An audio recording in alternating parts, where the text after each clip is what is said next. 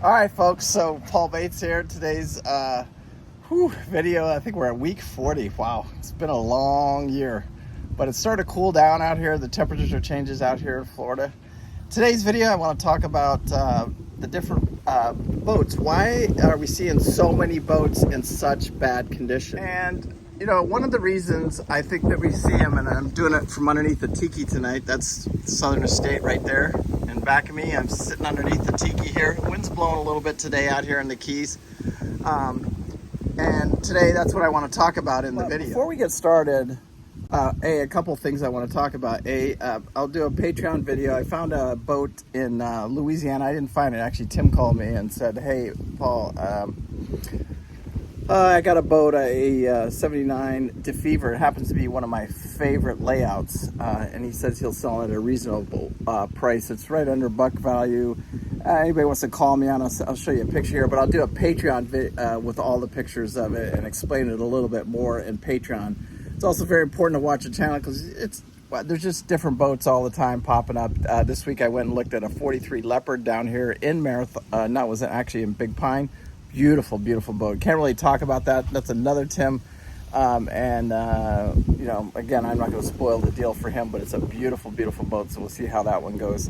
Also, I have a main ship 400 that possibly could be coming up here. That's still 2 to 3 months away, but that one could be coming up. And that's why it's so important to watch the videos, to stay on top of it and see what's going on. Also, I believe I've got a 30-foot, I think it's a 29 Ranger.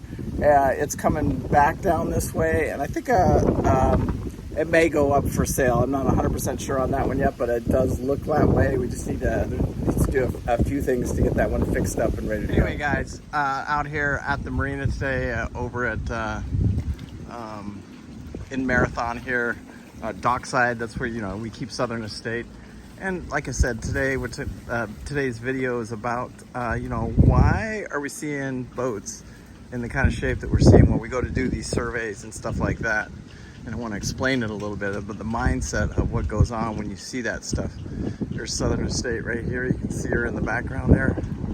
And this isn't a big marina, but the reason I'm taking you down the dock right now is because I want to explain to you that a lot of these boats sit here, and these guys, everybody works on their boats. It's a constant, ongoing battle, but very few of them leave the marina or the slip after they've been purchased.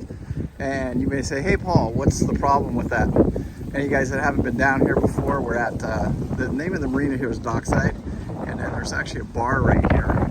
Walk through the bar and then we'll go to the other side of the marina. And I'm sorry about the sound, but it is what it is. I'm out here in the real life, and this is real sound. You can see Dockside right here. This is the bar. It's just in between the marina. So you got A dock, that's where I live, and then B dock. And A dock is where all of the people that you can own that slip. And then I think you own the property underneath the slip. It's one of the very few places, and you can be a permanent liveaboard there. It's one of the few places that are permitted like that. Anyway, as we come around the corner here, one other thing before I really get started in the video, guys, I've been working out now for, I don't know, it's going on like 2 months. Let me show you a couple pictures here. I need to see in the comments, is anybody seeing any difference? Because if you're not, do I quit or do I keep going? I can tell you this, that I do feel a lot better going to the gym or not going to the gym. So you can see just some beautiful boats here. Look at that. Beautiful Grand Banks there, just absolutely gorgeous. There's 2 of them there that you can see, the Europa and the Classic.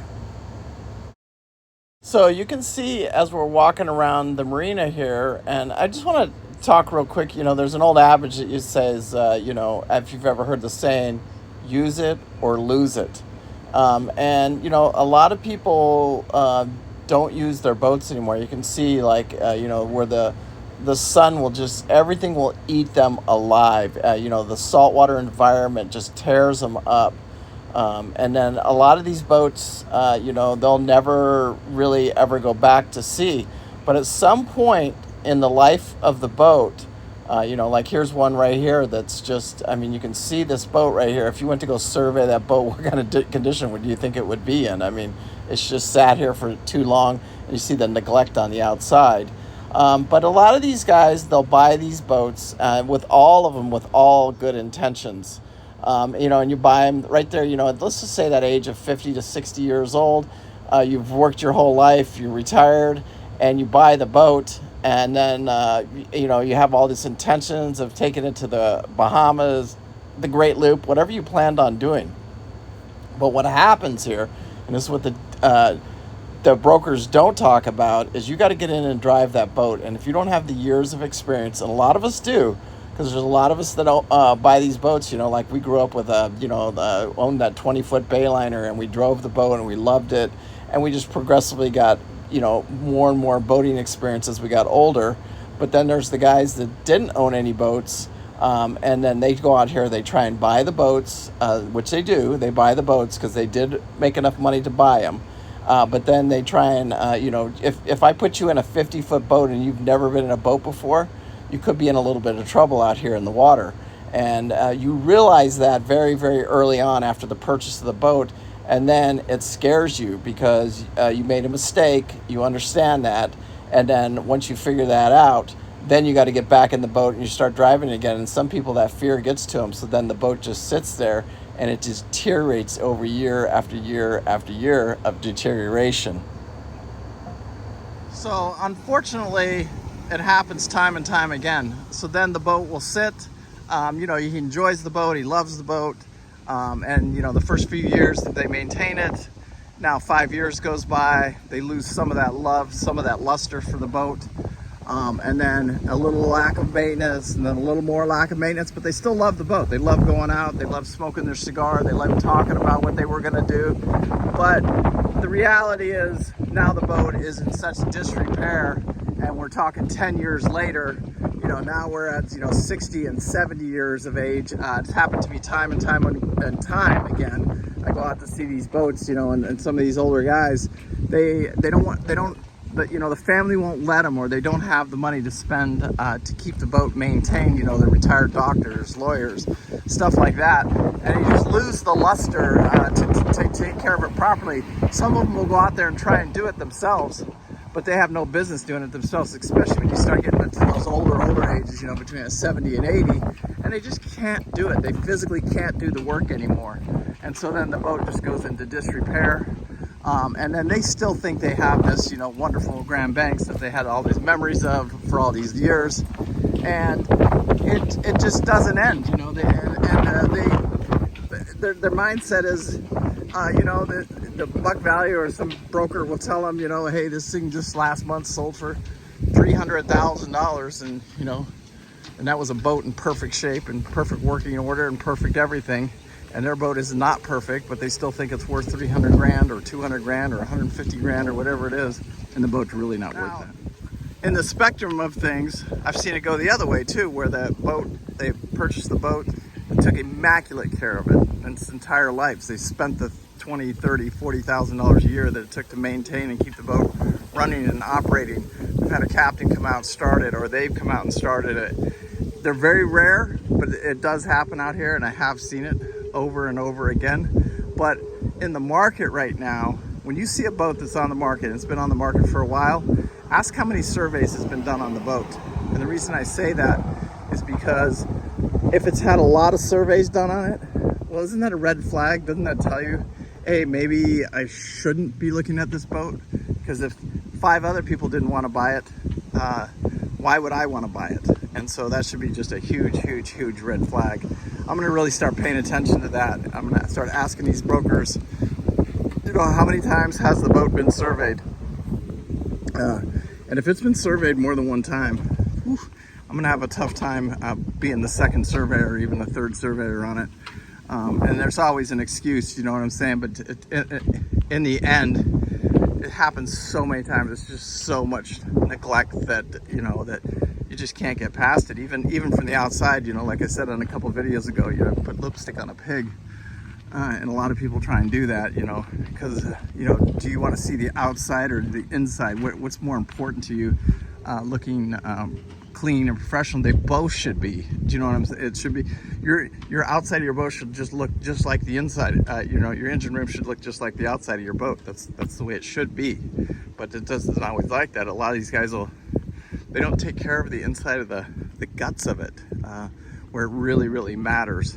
And that's where we get in trouble with these boats, especially these older 40-year-old trawlers and stuff like that. At Little Palm, you can definitely see the weather changing out here. I can feel the storms coming in, the cooler temperatures. And the keys are starting to get fired up a little bit.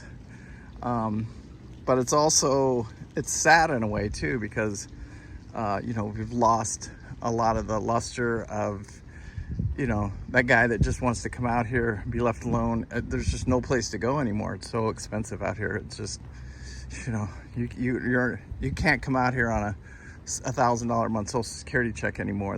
Those days are long gone out of the Keys here. A couple of videos that I really want to work on over the next couple weeks is, one is I want to take you guys on a trip from the Little Palm shore station on over to the island. I think it's just a beautiful place, and some of the reviews I get are just unbelievable, and I want to share it with you guys, and I want to share that trip with especially you patrons. Share that trip with you. I've started a little video about how we actually, because we got to back the boat out about 400 feet. It's actually more than that. It's about a football field. You got to back this boat up, and it's got to be straight down this backside. And with that kind of practice, you can get really good at handling a boat. So I want to do those in Patreon. Next week's, I also want to hear the comments down below. What video did you guys want to hear? I think next week's video, let's talk about breaking down the process. Like, what do I do? Where do I go? How do I start this whole process of buying my dream trawler that I'm going to do America's Great Loop or do these Bahama trips on? Where do I go? What do I do? Do I contact a broker? Do I look online? Do I go to Boat Trader? Do I go to Yacht Trader? Who do I contact?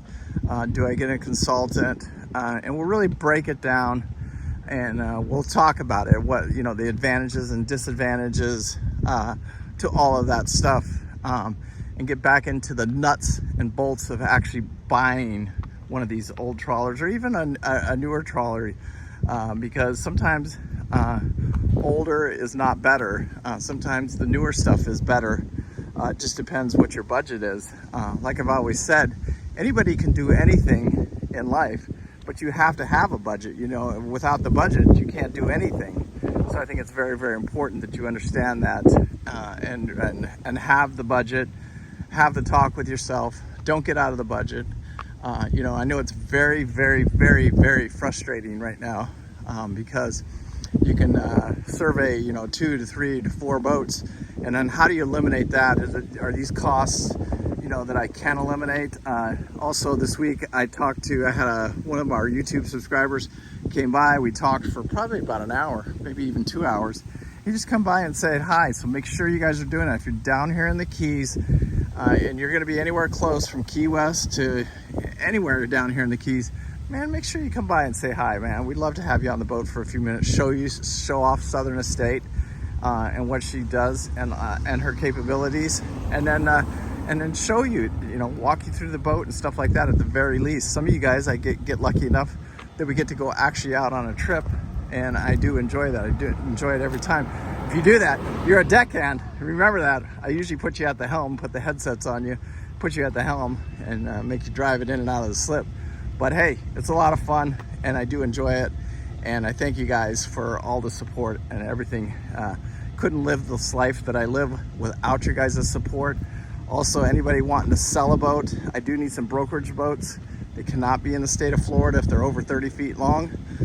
So I do appreciate all of those phone calls, and I thank you guys so much, because it does mean a lot to me and to the channel and to the people around me. So before I end this week's video, let me know what you think about me just walking around out here and talking for a few minutes. Let's hear that comment about that. Let's hear the comment about what you think of me working out in the gym. You know, am I wasting my time? Come on, man. If you guys aren't, if you think so, give me a comment down below. Anybody seeing any difference? Come on, guys. I need that comment down below. Is anybody seeing any difference? Is the gym paying off or isn't it paying off? I need to know. I need to know. Anyway, it's been fun going. I do love it. I do have a trainer now, and I can feel the difference. So again, let's leave that comment down below. I want to see if you guys see the difference in my face, my posture, everything. I can feel the difference, trust me. Anyway, peace out. God bless you so much. I appreciate you. I love you guys. I love all of you guys. You guys are my family. And you know, me and Pete, we try and do everything that we can for everybody that we can. We can't save everybody, but we can help the few that want the help anyway. And we do appreciate it. We love the support. I'm gonna go, I just talked to Jim a few minutes ago. That was a boat deal I did a couple of years ago. He just finished America's Great Loop, and I said, hey, I need a calf refix. Send me a picture of Caffrey. And I said, I got to go down and see him. He got a place here down in Florida. Anyway, thank you guys so much. Appreciate it. Peace out. Make sure you hit that like and subscribe. Share it with your friends. And dude, I appreciate you. Bye.